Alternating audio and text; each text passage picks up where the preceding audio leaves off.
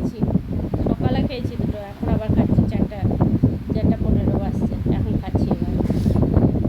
মানে এত ব্যথা যে বলার না। খেয়ে নি। হ্যাঁ,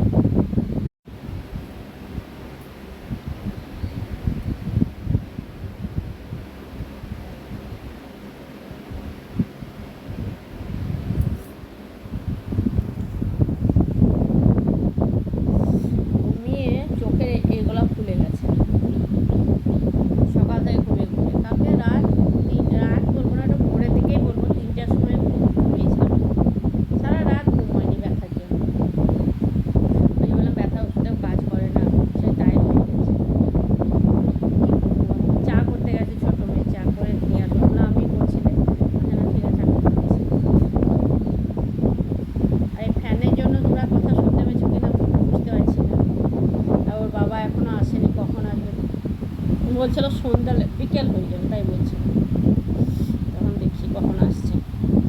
চা বানিয়ে নিয়ে চলে এসছে ছেলে। ফ্লেভারসগুলো স্ট্রং আছে।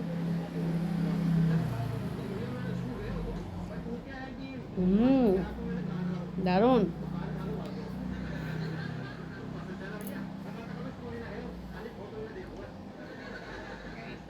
সিঁড়ি দারুণ চা বানায়, আর মনেই হয় না।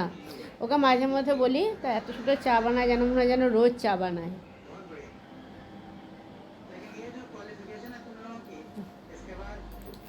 কিন্তু ওর পরিমাণে একটু।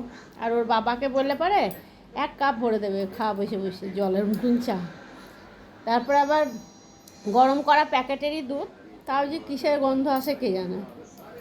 বুঝতেই পারি না যে কিসের গন্ধ আসছে দুধের প্যাকেট থেকে। চলো চা খাওয়া তো হয়ে গেল।